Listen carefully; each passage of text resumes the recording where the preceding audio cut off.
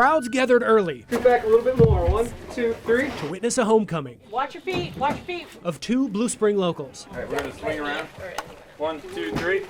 2, 3. A dozen people carried out the first manatee, now healthy after being rescued in March, emaciated, then rehabilitated at SeaWorld. There's Mandy, 1,205 pounds. You can see the whole staff from SeaWorld and FWC are getting her ready to be put in the water. And next, her calf will come, Manilow. The team from SeaWorld, Volusia County, and SaveTheManatee.org lies the baby calf on his back. FWC says he's comfortable. This state investigation gives us the first clear insight into the 9-month investigation.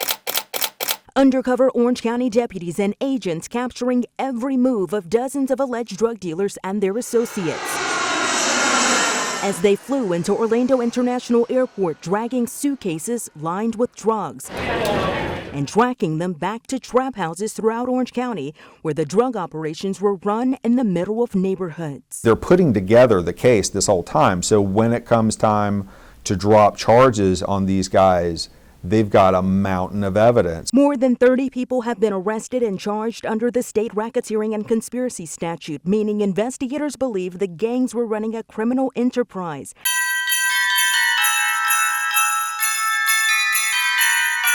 It's always a debate. In the month of November. Around December 1st. When to decorate. Put the turkey away, get the Christmas tree out, you know what I'm saying? Frank and David are those after Thanksgiving people too. We'd all eat and get fat, and then we'd come out and we'd throw the switch. But this year, the decorating began. We started October 1st. Way earlier than usual. People just needed a reason to be excited and get some happiness and smiles back in their life with what we've gone through this year. And when David was decorating back in October, I don't know, I got this like, and I went inside and I just stopped putting the lights up and I wrote on my notebook and I wrote that sign. And I cried like a baby. That sign reads, "We have placed 220,000 plus lights on our home. Each light represents a life lost to COVID-19. All these people are passing and we're just watching the numbers on TV and we're numb to it. And this breaks that numbness and puts the number of American lives lost into perspective. We decided to memorialize the COVID victims and brought them all back to light.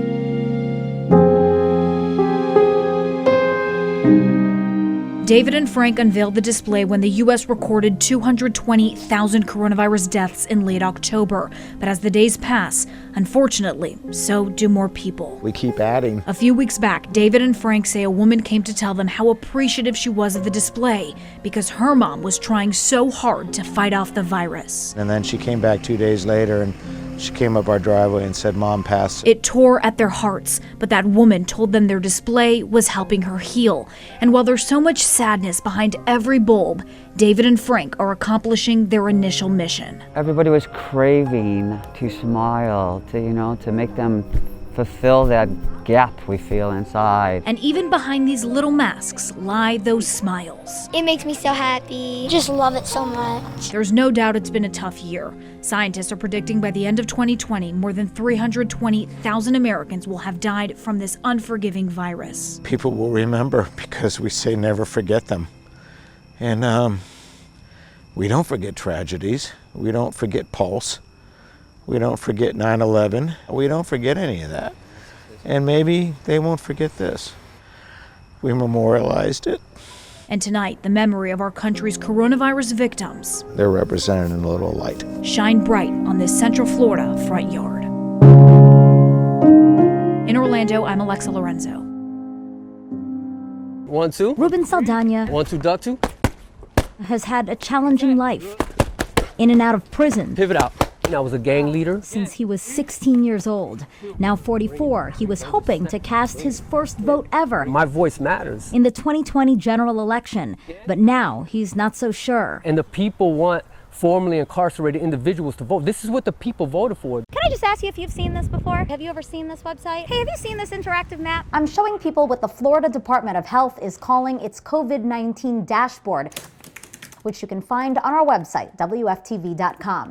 On the left side here, you see the total number of cases in our state and how many of them are Florida residents. But what you might not have noticed are these tabs at the bottom of the screen. This is where you can get really specific data about your county, even your zip code. Let's start with the cases by county tab and then go to the side here to select Orange County. You might have noticed more Amazon packages piling up on doorsteps. The online retailer saying sales have really picked up, so is in the process of hiring 100,000 more workers. But in the last few weeks, several Amazon warehouses worldwide have reported COVID-19 cases, most recently the one here in Orlando. Since COVID hit, I was having a hard time getting a job. And for Jack DeMarco, making ends meet was hard. I was doing maintenance and repair on a smaller form. This 22-year-old always knew what he wanted, but didn't know how to get it. When I grew up, I had a annual pass to the Kennedy Space Center. I don't know if you could tell, but I'm a pretty big space fan. It was a fascination with space that turned his dreams into purpose. I want to build rockets. His destination? In my heart, I want to go work for SpaceX.